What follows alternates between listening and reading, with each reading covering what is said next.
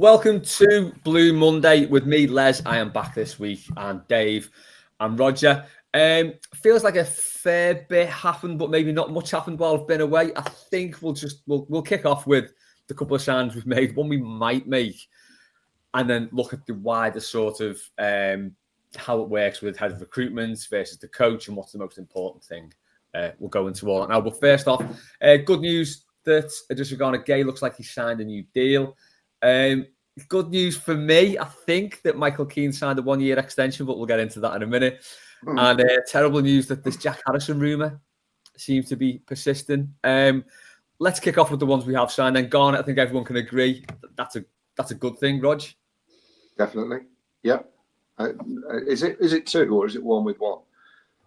I'm not sure. I can't find any details on it at the minute. It says till 2027.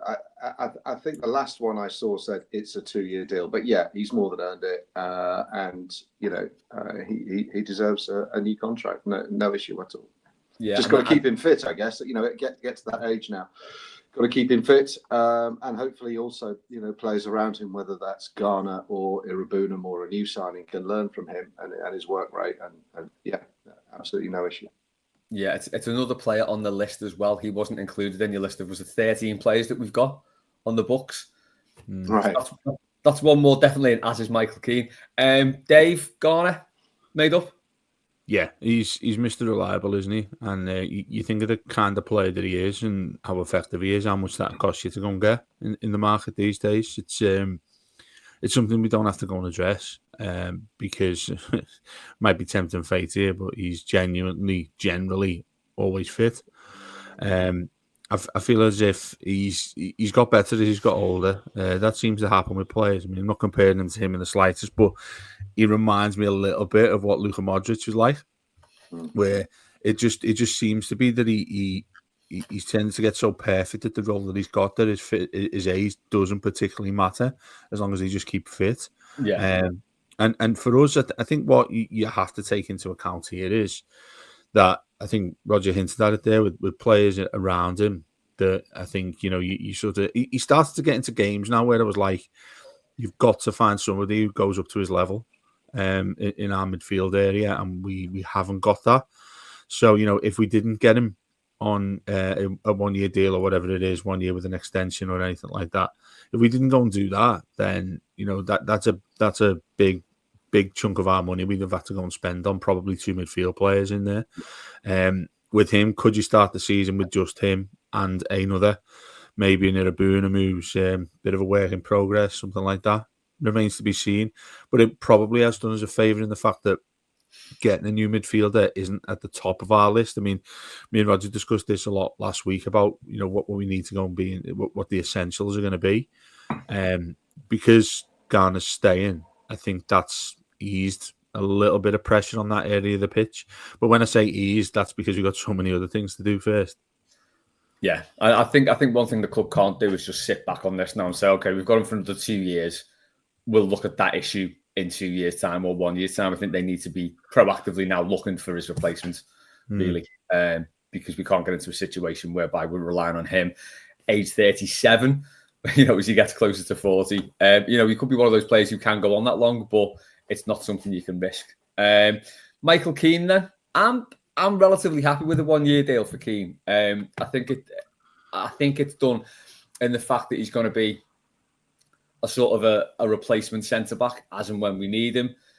Obviously, he can be calamitous at times. Other times, he can be fine. You don't really know what you're going to get. But I don't think that's too much of a gamble, to be honest. I know Rob Feeder did a big rant about this on the transfer show, and he wouldn't agree with me. Rodger, I think you're in that camp as well, aren't you? Oh, yeah, definitely. I thought that Rob was bang on. I mean, only Everton in a window where we need to overhaul the squad in the majority of the squad, almost, we only have half a squad currently, could make such a big deal out of a fourth choice centre-back, if that's what he is. He's not good enough. He's not a good enough defender. And we have an opportunity to improve the squad, albeit maybe only in a small amount. But I'm afraid his performances just aren't good enough. And I thought Rob nailed it. It says something sometimes about the Everton fan base that you can have 8 shit games, score a goal, and all is forgiven. He's not a good enough defender. And the argument that, he is the only player in the world who could be our fourth choice centre-back speaks absolute volumes about the quality of our scouting and recruitment and our academy. If you cannot find someone who you could bring in, I'm not saying for big money, but who could be the fourth choice centre-back, who could learn from Tarkowski and others, we're not, obviously you don't unearth people like Branthwaite every day, but to me it makes absolutely no sense, Les. It's kicking the can down the road. It's old school Everton. It's exactly what I would have expected pre-TFG, not post-TFG. I cannot see a justification for it. Yes, okay, we got him for free. What are the wages going to be? There are no players who are free, and inevitably when he was on big money. Hopefully, he won't be on the same money now. But I just can't say it. He's a lovely guy, and as I've heard other people say, he's a great striker of a football. He's a bloody rubbish centre back more often than not. That's the fact of the matter. It's not personal. He just doesn't perform to a level that's required in the Premier League, in my opinion. And of course, it's a game of opinion. So I'm not in favour of that. I agree. If he was starting every week, I'd say, yeah, I don't think he's good enough to do that. I do think he's good enough to deputise. I know he had that shocker against Man City when he came on and just looked a complete mess as soon as he came on the pitch. But yeah, I think by and large, if you drop him in for one or two games, I think the risk is minimised. To be honest, I think he's good enough to do that role. I think it's a decent sign. And Dave, where are you? Yeah, I'm with that. I think there's a couple of reasons why. One of mine at Rodger, which is sort of turned to what Rodger said there, a bit of a rebuttal in terms of we would have to pay to go and get somebody in as a fourth choice centre back. I mean, these days you'd have to go and get where I think the balancing act there is, Rodger. I think you'd have to go and get somebody in who is probably going to be a young, ambitious player. Like you said, there's no Branthwaite types out there that grow on a tree. But you're going to have to get somebody who needs to be possibly loaned out. I think I'm fine with Keane because of his experience. I know that's a very, very wide and general answer to the question. But I think if you take out of context the time that he's had with us, last season he wasn't that bad.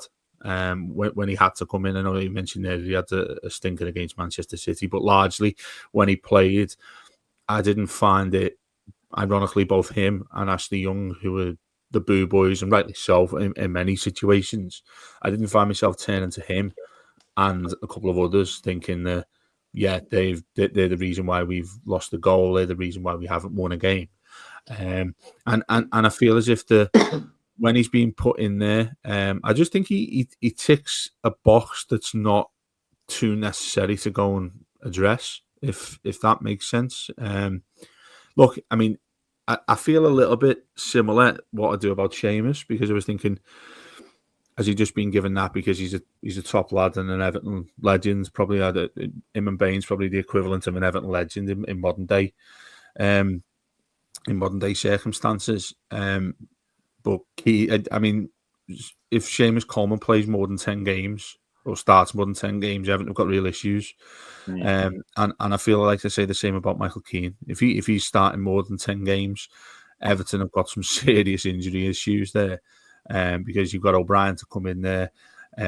Obviously, you've got Branthwaite, Tarkowski as well. Look, if we go and get another, it's probably fourth choice is something that's probably down at the bottom of the list for me in terms of what we've spoken about with recruitment. And that'd be something that you'd tick with loan. But even then, I'm thinking that we need to use the loan market as best we possibly can. And obviously, you can't go and get a silly amount of players on loan. So he's fine for me to be a fourth choice. But, if I had a crystal ball and somebody said he's going to play more than 10 games, start more than 10 games, then I'd absolutely say I'd take you to the airport or whatever it is you want to go back to Burnley or whatever. So, yeah, generally, I think he's okay. That's where I am. I think the issues we had last season when we were terrible at the start and we were conceding goals, I think he was in the team every week. And he's got a bit of an unsettling sort of presence when he's in, week out. But I think if he's coming in for the odd game, I think like Dave said, I can see why they've done it, because it takes another thing off the list of things to do, really. And hopefully he won't be playing too much. And if he is, we are in trouble, I think. But Well, that's my view on it. Can I just add to that with Ashley Young? The final season he had, you didn't find you found everybody generally being quite nice when he was signing off. Yeah. Thanks for the memories, but thanks for the job you've done. You've been efficient. You've been okay. Again, very much that vibe of you didn't do. There was an issue that you covered for us that meant it was less of a headache in that particular position. And yeah, I feel like Keane's like that.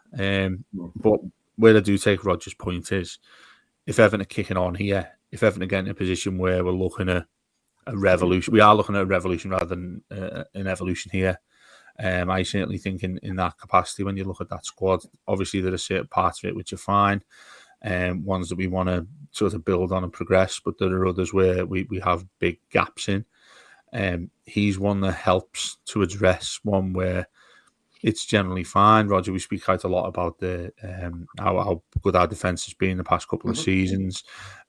Look, if I was here to say to you lads, look, you're getting 30 games out of Branthwaite, O'Brien, and Tarkowski, any two of those three at centre back, then I'm pretty confident we'd have a really good season. But football's not like that, is it? So if he's fine to sit on the bench, I think Ashley Young's a different case, though, Dave. Ashley Young's played at the highest level. He's won league titles. He's played in Italy. He's played in the Premier League for Man United. He's in the Everton parlance, though, Rodger. Yeah, but he played well. He had his experience. You can definitely say experience for Ashley Young because he has an absolute wealth of experience playing with quality players. Michael Keane's experience over however many 8 seasons it is at Everton has largely been disappointing. So I'd wish him well, and I'd let him off to the Championship or somewhere. If we were always going to do this, why did it take so long? Why didn't we offer him an extension at the end of the season if we knew this was happening? It's kind of bizarre. Where I think that's is an issue. It's a bit of a red flag that it raises is the fact that have you done your time and due diligence and your homework that it's taken this long to sign them up? Because then you think automatically that these lads have been having a look around. They've been thinking, "Oh, we'll sign him. Nah, we've ended up with keeping Michael Keane. That is an issue. That is when there's a problem there. I think there might be a problem with Chris Howarth's data model if it says Michael Keane is a Premier League centre back. Because the evidence isn't there. The evidence isn't there. Les makes a great point that he does make people nervous around him, particularly Pickford as well. I don't think Pickford enjoys having him in front of him because he never knows what he's going to do. Now that can be a gift if you're at the top end of the pitch. Someone like Beto doesn't always know what he's going to do himself, and therefore neither do defenders. But Keane. Look, as I said, it's not personal. I just don't think he's good enough, and I think it's a risk to be exposed with him as a fourth centre back because, look at Tarkowski. Tarkowski missed how many games towards the end of the season? He's getting on a little bit. Injuries come in centre backs, suspensions. It's a risk for me, but it's fourth choice centre back. We do have bigger fish to fry. Other end of the pitch, then these Jack Harrison rumours have resurfaced. I can't see any reason why we'd go back to him. To be honest, over the 2 seasons he's been there, he's done a job, but in terms of creating stuff and scoring goals, he just hasn't done enough. For me, Rog, swerve, totally. But I think we're going to get him back. Do you know what? I am quite worried that we will because he does seem like a David Moyes type player. He's just hard working and will go out and just do what you ask him to do. Unless that set up goals or score them, it seems. He's the epitome of sweat on the shirt but very little output, and I'd far rather a little less sweat on the shirt and a little more quality on the ball. Yeah, that's definitely not. If that's not just heresy for an Everton fan to say, I don't just want sweat on the shirt. Can you actually be good at football? And I don't think his level is the Premier League. No, it's not. No. It's the joke is, Dave, isn't it, that whoever gets beat on the opening day of the season gets to keep him. No. Yeah, I'm probably. I'd probably. It's got to be. It's like an FA Cup final, then, really, isn't it? If that was the case. Look, you've got somebody there who. I don't know if there's plenty of examples in teams. I don't know if any of you guys have seen Mean Machine, where they have Danny Dyer plays this character who's absolutely useful at football. But he ends up getting on the last minute and scoring a winner. Spoiler alert there. But it's like he's woeful. He is woeful at football.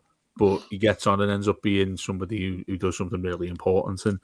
And I guess that'd be the sort of thing our fans do quite a lot. Is I told you so. Our fans love saying that they do love to ram something back down your throat, which I get plenty of times. And I was starting to get it when I said this the other day about Harrison saying that. Obviously, not completely serious. Not serious at all about saying I'd give my season ticket away if Jack Harrison comes back to Everton and plays for Bramley-Moore. Not for Everton. and I feel as if like that is concerning to me. What you say there rightly, it probably is somebody who Moyes it's somebody who Moyes looks for in terms of somebody who'll come on and do a job. I mean, look, what's been the theme of our chat here for the first 15 minutes in inverted commas, it's do a job. You said about Michael Keane, you're saying it's about Jack Harrison now, but we're now talking about having an equally low bar in an area that is really, really important for us. So again, it gets me to thinking that what is the process we're doing about going and getting somebody who's better than him? It's a real concern if these lads can't go and do that. And we're already talking about getting Jack Harrison back as it is right now. And I don't know, and as much as we've said there, Moyes is probably is happy with him and sees him as somebody who is a decent player that we can occupy well in that position. Then I feel as if there's more of a problem with David Moyes than it is with Jack Harrison. Yeah, you talk about doing a job. The job that we're talking about here in the case of Jack Harrison is basically running around a bit. Correct. Yeah, I can do that. Well, you guys are fitter than me, so you probably can run a little more. I don't know about that, Rodger. I can walk about a mile in a golf course, and then I need to get a buggy. Well, I've got you at fourth centre back anyway. That's fine. I don't know. I think I could have a game against Michael Keane. To be honest, I could compete with that role. But with that issue with Harrison there, I don't want this to feel like a common conversation that we're having here. And we've just mentioned two players there who are probably in that boat. I know I've contradicted myself there, but the reason why I've said Michael Keane's fine is because he's fourth choice. If you were to get Jack Harrison in on a free transfer, fine. I don't mind that as much. But if you're to use one of our loan options, which is still going to be really important to us, then I wouldn't even look at Jack Harrison. And more importantly, who have we been looking at if you've come to the point where it's Jack Harrison that comes back to Everton? And that's where I am with him there. And like Rodger said there, just to finish off on him, he's a championship standard player. Leeds adore him. They absolutely love him because he's done great things for them in terms of getting them promoted and being part of the side where they've been on some adventures in recent years, haven't they, Leeds? And I mean, he's a massive Leeds-like player, and he's at that best level. He's probably at a side that of just being promoted and fighting to stay up, which is ironically why he was with us and what we were like when he was with us until the last 6 months. Yeah, I completely agree. We can't waste a loan spot on him because his output just isn't there. And he is going to come with a fee because he's got 3 years left on his Leeds contract, I think. So it seems like it's a really weird one for me. And, you could say, well, maybe David Moyes could get more out of him. But he didn't last season, towards the end of last season, did he? You look at how much more David Moyes got out of Beto compared to Jack Harrison, and you can see, it could take more than half a season, but I just don't see it myself. Which leads us on to the next bit then, Rog. I'll come to you on this. There's a lot of things that go on at the top of a football club now. It's not just a game where the manager picks the players, gets the signings in, and the chief executive signs them off. You have got a head of recruitment. You've got a director of football, maybe. You've got a recruitment team. There's a lot of moving parts, and it's sort of, I think the question you want to ask or look into is, what's the most important in that? So obviously the manager gets the players and the manager can mould the players. But then you've got to get the right players in the first place. So I think the example you looked at was Sunderland. Yeah, there was a piece in the paper about Sunderland and how the bits are joined up. You're absolutely right. It's gone are the days where Fergie goes out and says, I'll have him and I'll have him. In Kendall, don't just wave Peter Reid through his medical. He'll be fine. It worked out. Hurrah. But obviously there's this structure and whether you have director of football or whether you have this sort of flat structure, which apparently we're told we have, with these experts in data and then talent identification. these wonderful word salad descriptions they come up with. But it got me thinking. So the Sunderland piece was that it's really all joined up. They have a French manager. They've got a head of recruitment who has a lot of experience in the French market, and they have a director of football who's got a similar. That's his sort of specialism. And they've signed a good young striker from Strasbourg, and that's their model, that they're going to sign young players, and then they're going to sell them on in a couple of years' time, and the fans won't become attached to them. And that's their model, and they have a plan. Now, the plan may blow up in their face, and Sunderland are probably favourites to go down, probably between them and Burnley. But it just got me thinking, not just about Everton, but about generally, who's the most important person at the Red Shite, for example? Is it Arne Slot, or is it Richard Hughes, the director of football that they pinched from Bournemouth? And is the manager the most important person at Brighton? Well, clearly not, because they change managers and the thing carries on. It's going to be really interesting at Brentford what happens there, because I think Thomas Frank was much more of a, he had his foot in or a finger in every pie, the recruitment and obviously the coaching. But coming back to Everton, who deserves the big money really here? Is it the person that's going to go and unearth the next Branthwaite? Or is it Moyes who could turn Beto from, Beto into a diamond? Yeah.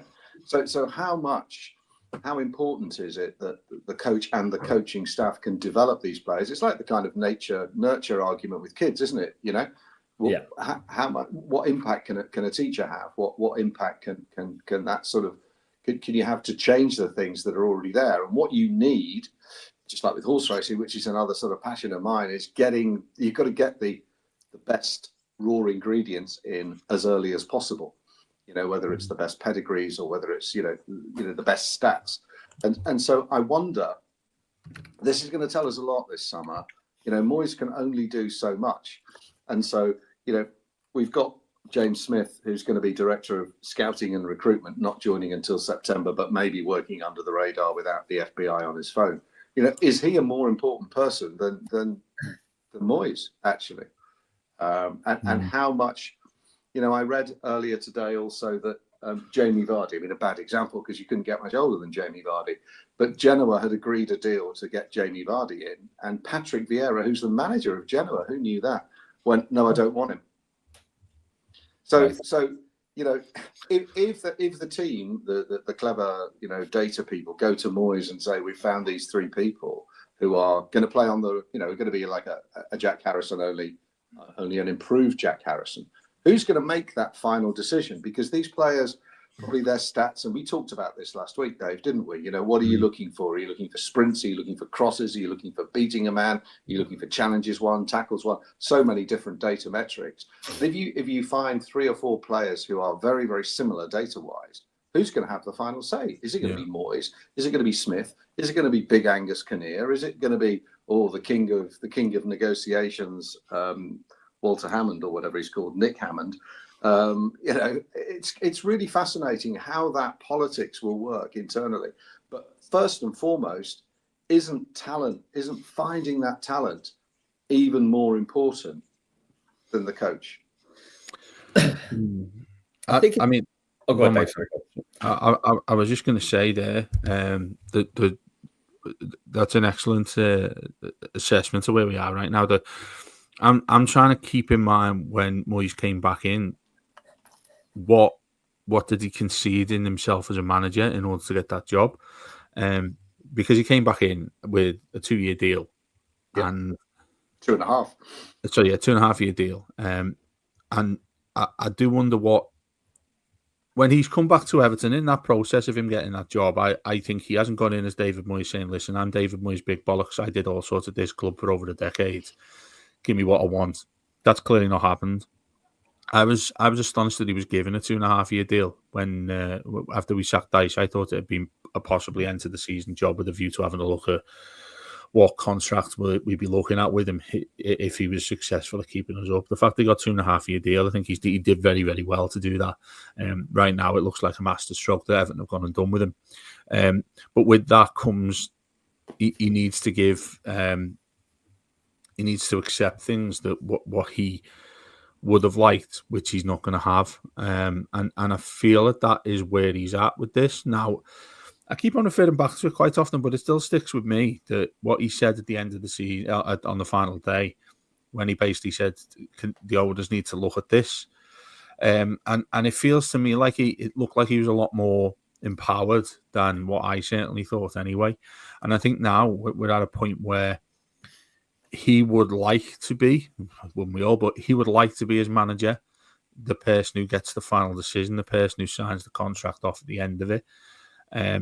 This is where Everton are up in the air for me, and this is where things need to be addressed. Well, I hope they've already been addressed to how this process is going to be.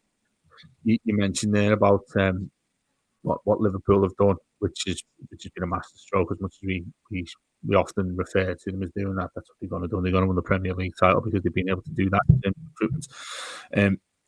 I think that Moyes would have had to concede that there's a whole load of people in and around him up until that player signs for us. Obviously, he's going to have a big say because he's the manager.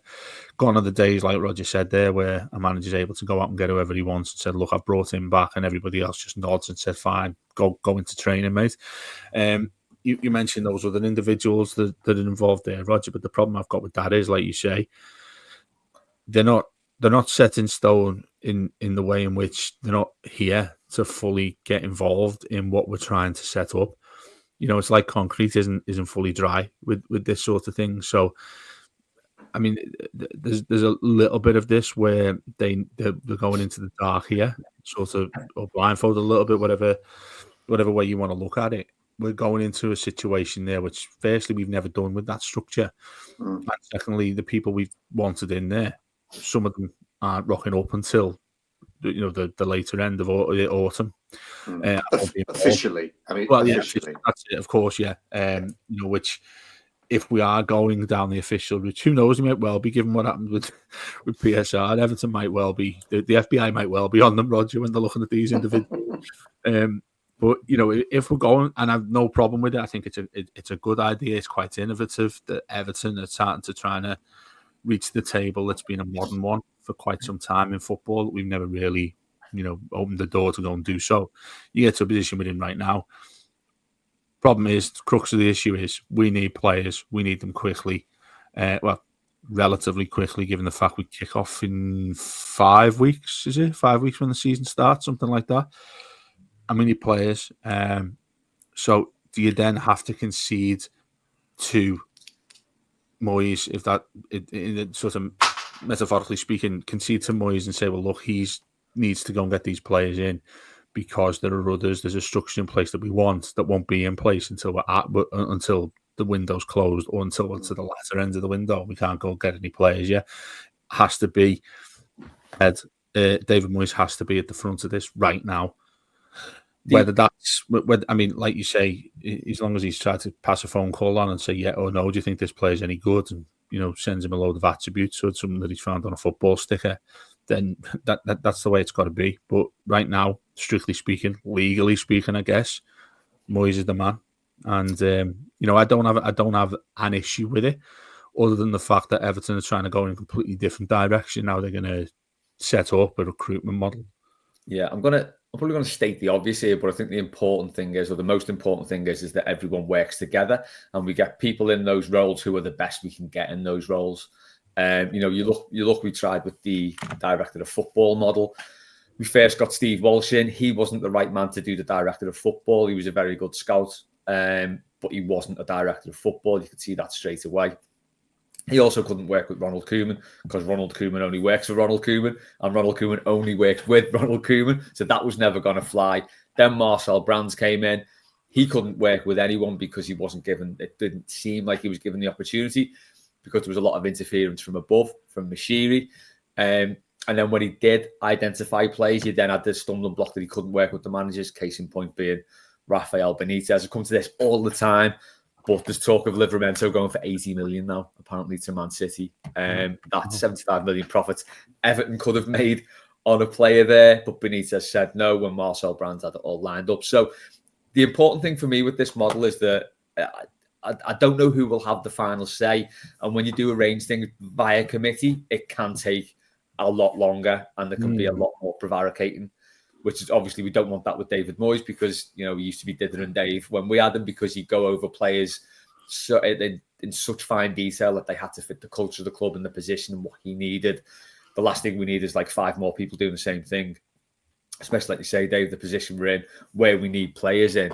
I think the one thing for me is that we need to start identifying footballers early. So if you take Thierry Barry as a case in point, this will be his 5th club in as many seasons because he's just quickly gone up the pyramid from Sochaux B to Beveren to Basel to Villarreal and potentially onto Everton now.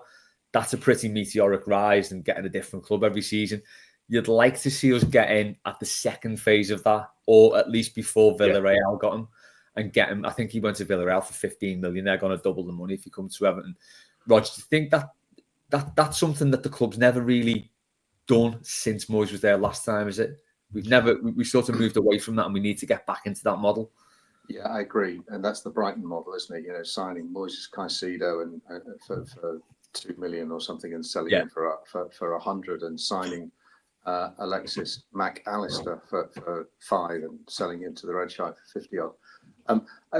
Just, you know, it was such a forgiving fan base, right? Apart from us on here who moan a lot. And I think we've already convinced ourselves everything's fine and everything's brilliant. So this is great because we're now playing Moneyball. And I kind of think we're coming to the whole Moneyball model a little bit late. I agree that we need to be using data, but it's a bit like Pep and his style of football. It's gone. You know, that possession football's gone. It's been overtaken by the Bournemouth style of football, by the new Liverpool style of football, the PSG style of football. It's not just possession based. Things evolve all the time. It's not just, do Moneyball, use data, everything will be fine. I haven't yet seen in this window a single piece of evidence of us doing things differently because we haven't signed Thierry Barry yet. Yeah, I don't know why that's taken so bloody long because we've telegraphed it to the entire market and watch Brentford come in and swoop and take it for 35 million. Why do we take so long consistently? And that brings me back to the Michael Keane point. Really, is that the best that we could have done? Yeah. So we've all convinced ourselves that this is going to be great because we've got these clever scouts and this wonderful data model and everything's going to be superb. And I really, really hope it will. But these are new people coming together, some of them in place unofficially, some of them in place officially. And there are 10, 12 players that we need. So there's an urgency. And I wonder, as you rightly say, Les, whether we'll go, oh shit, just for now, let the manager decide because we need some players. You know, we've come up with this brilliant, it's almost like, you know, you're decorating your room and you've come up, you want this beautiful artistic model done. And then you go, oh shit, there's only 24 hours left. Just paint the walls white. It'll be okay. No one will notice, you know? So yeah, I just think my personal opinion, talent identification is the most important thing rather than coaching, because you can replace coaches really easily. The people that found the players at Brighton, at Brentford, Bournemouth and others, they weren't always, you know, Semenyo was at Bristol City. They paid 13 million quid for Semenyo from Bristol City. And a year or two later, he's going to go for 65, 70. You know, that's not a hidden gem. That's a guy who has obviously been scouted because I don't think his stats were particularly impressive at Bristol City. So there's been obvious scouting. It's not just about data. It is about intelligent eyes as well. So who's got the intelligent eyes? You've got Mr. Howarth with his data. You've got Mr. Smith scouting, and you've got a technical director, Nick Cox, who's not in yet at the academy. And the person with the most intelligent eyes, you would suspect, is David Moyes. So when you spin the bottle of who's going to make the decision, it's going to come back to Moyes. Does it feel like it's a bloated model then in that regard? Is there too many people there? I mean, I guess we won't know until it's actually put into action. But when you put it like that, well, is it bloated? I mean, I think the decision making, you would have thought. The decision making is Moyes, and it's the job of the director of scouting and recruitment to find the talent. It's the job of the data man to present the data relating to the talent that's been found, and maybe the scouting guy uses the data to scout people that fit the criteria. But I wouldn't have thought more than 2 or 3 people. I mean, Kinnear's got to be, sign it off from a budgetary perspective. But you're not telling me Angus Kinnear is going to be overruling David Moyes on football. I mean, we know that Denise Barrett-Baxendale was overruling people on signings, don't we? Allegedly. But no, we don't want these corporate executives overruling footballing people. I would hope there's only 2, 3 maximum footballing people making the final decision, but with a lot of talented people providing real quality input, not just data, but intelligent eyes and analysis. And, character is really important for players. And I know Liverpool play a great deal of attention to this. What's the character, background, what were they like as a youngster? It's really, really important. And that's why everybody who rocks up at the tin mine, they all come out and spout the same stuff all the time. And we need to kind of do that, not just, it's a great historical club and aren't the fans lovely, which is what everyone says when they sign for Everton. Yeah. Sorry, Dave, you got any thoughts on that? I was going to say, I mean, everything Rodger said there, that's, I think that's a really good way of putting where we are and what we should be doing and what we probably will or will not be doing. I feel what you say there, Rodger's spot on. I've got this nagging feeling here that it's getting closer and closer to a season and we're going to go in undercooked. I'm starting to get to the process where I'm thinking that we're not going to be ready. I'm starting to concede that we're not going to be fully ready here. And I did say no signings, by the way. You did indeed. No and that's, you put it in the group straight away. It's like, I think you were counting down the seconds to be able to put it in our WhatsApp group before the show. But no, it as much as we laugh, that's spot on, and it's a concern because we're going into so much of the unknown as fans, looking at this, thinking, well, we've not had a model at the club like this anyway. We've had various things that haven't worked, so automatically you think this wouldn't too. Just the natural feeling as a human being, you think, Everton can never get this right, and yet we're not to see anything yet, really. So I get people being impatient with this, and I'm certainly one of them, which is what most of our listeners will have got from what I've explained in the last 40 minutes. But when you're now at this point, I hope we're not looking at a group of people who you're thinking, we've got an away day with each other where we're all going to go, paintballing or something like that, just to get to know each other. We can only go off what we see front and centre publicly. But I think your opinion, your feeling reflects all that we can see, and that's nothing so far. And we're getting to we're just past the first week in July. Mm-hmm. Season starts, leads away. I get this horrible feeling that it felt like to me in 2014 with after the World Cup under Mashiri, where we still had players coming back the day before. You don't mean 2014? No. And that's it. I mean, the thing about that was, I think, was quite infamous. Lukaku came back, I think, a couple of days before the first game of the season, ended up playing. I think we drew it. Was it Leicester? We ended up with a 2-2 draw or something like that. Wolves, wasn't it? Wolves away. Yeah, something like that. Richarlison scored. Wolves away. No, that was Silva, wasn't it? Okay. Wolves won, yeah. But anyway, the same sort of thing. We're going into a season here where we can't repeat what we've done in the past, and we are notoriously really slow starters. These things are obvious to us. These things are smacked in the face of us that have hurt us so many times that you sort of expect that it's going to happen again, and it shouldn't. We shouldn't be anywhere near concerned about the start of a season in terms of we haven't got a squad in place that's going to be good enough to take us to a new ground and everything we want to see there, and talk about top half of the table and things like that. Where do you feel about that right now, 5 weeks in?